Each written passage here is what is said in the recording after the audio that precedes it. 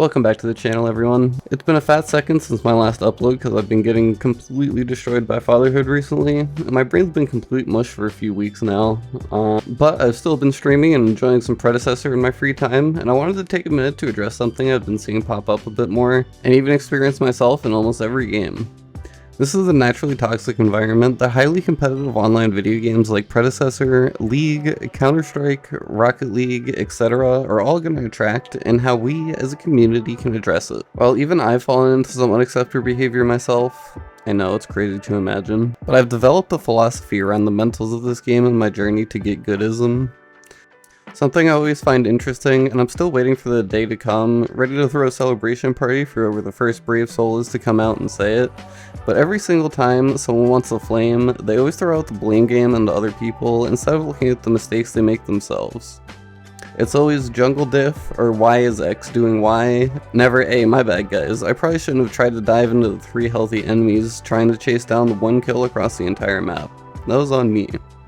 While some situations justify frustration, like your mid laner auto-attacking the minion wave while you fight 2v1 at the river buff, but it's always better to either keep it to yourself or offer constructive criticism, like, hey Kai, I'm not trying to be a dick, but you're supposed to use your jungle knife to secure the last 500 or 1000 health of the objective, so the enemy can't come in and steal it like they just did. A lot of people that play aren't really Giga Sweatlords and just want to play semi-casually, or newer and don't understand those mechanics yet. Flaming them does absolutely nothing for yourself or for your team. I literally can't count how many games I've lost because some angry, small mental kid can't hang and just decides to quit or start throwing because they died a few times. I'm sorry to break it to you, but if you're getting mad that easily over dying in a video game, there's some deeper problems you gotta work on, and Predecessor probably isn't the game you should be playing. And again, I'm not talking about being frustrated, that's completely reasonable, but it's not reasonable to surrender every game the first time you lose a team fight, or for some, the first time they die, they'll just alt F4. Like, why do you even queue up? Seriously, like, I'm never gonna understand, and I think MOBA psychology should be a professional study, to be honest. It's untapped gold mines out here, boys. So anyway, you're tired of every game being a toxic wasteland that only Drongo's gonna appreciate? What are some of the steps you can take to address it?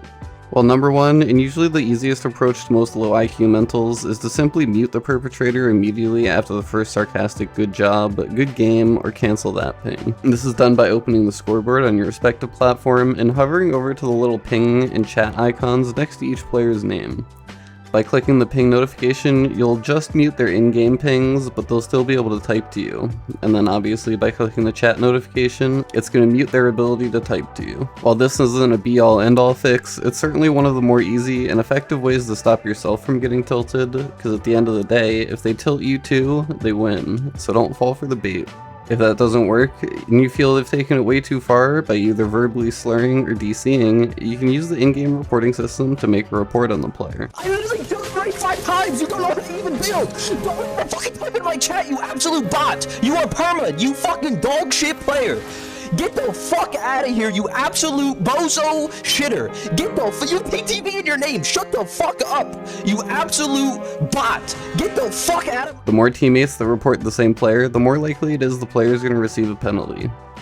And before some of you come in here and, well, the game reports do nothing.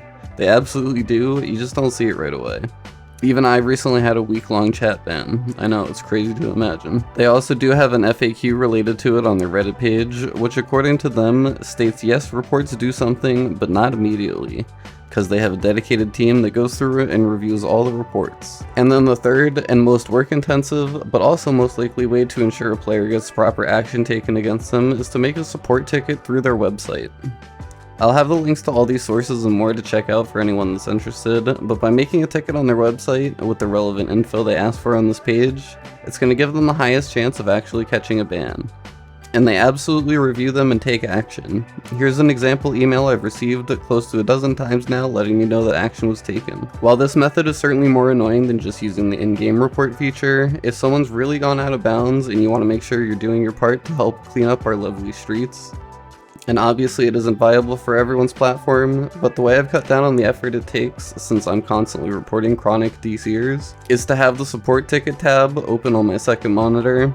Then you can either use Shadowplay or OBS to record your gameplay, and either go through and delete all the files every week to save space, or enable the shadow play feature to only capture a few minutes at a time, and you can clip them whenever you need. I'll then go in and edit a small clip of them rubber banding their controller in Spawn, or just take a screenshot of their racist outburst, export the clip as a GIF, attach it to the email, and boom. Takes about 2 minutes, and it's better to ensure action gets taken. Again, the in-game reporting system does work as well, but it requires many reports from the same game, and you won't know for sure if action was taken. So while yes, it's frustrating to get the player here and there that's going to throw your games, just know that there's options to take action against them and get back for the time that they wasted with viewers. But also, let's be real, most of us have been there too. I was a toxic little shit back in Paragon, and I've even had a few moments in Predecessor. But I'm always working to improve my own gameplay rather than shifting the blame. It's easy to get frustrated in such a competitive game, and frustration's completely reasonable, but throwing a temper tantrum like a 12-year-old kid who got their ice cream taken away isn't. It's literally comical to me at this point, especially with the frequency of how often it happens, when I'm, just as one of the most common examples, jungling on the other side of the map.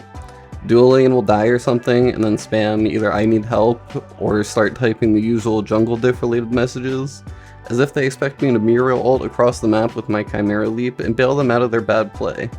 Like brother, 1/2 second glance at the map anytime in the last 2 minutes would have saved your life. But you're right, jungle diff. So that's probably all I have to say about the current situation regarding toxicity. At the end of the day, it's a video game and we should all be having fun, so don't let your mentals get in the way of that. As some of you may have noticed this month, I've been lacking on the consistency of uploads, and I try not to make any excuses for myself, but when I say being a new dad has been kicking my ass, I mean it. I haven't been able to express my creativity due to the lack of overall brain cells caused by sleep deprivation, but I think I've adapted enough to start the grind again. I posted a poll recently, but I also wanted to check if anyone had any opinions on me posting full game highlights here and there as my quote-unquote lazy uploads so I can keep a more regular cadence. I still 100% plan on making these educational guides consistently, but I want them to be higher quality, and as I said before, they probably require a good 40 to 60 hours work on my part per 10-minute video. I was thinking about trying my best to sort of imitate the style Joe Yours Truly uploaded in, where I try and walk you through each decision I'm making and why, so please let me know if that's something you'd be interested in. And then one final plug, if you're looking for a squad to play with, gameplay, build advice, or just want to talk with me personally, take a stroll on over to our community Discord, where we have regular custom games, 5 stacks, and competitions all the time, with all ranks and all roles, so we'd love to have you. As always, I appreciate everyone who watched till the end, y'all are the best, and I'd appreciate it if you come watch me live on Twitch. I'm almost an affiliate, and I need to be able to tell my parents that I finally make money playing video games. Just kidding, just kidding. Love y'all, bye.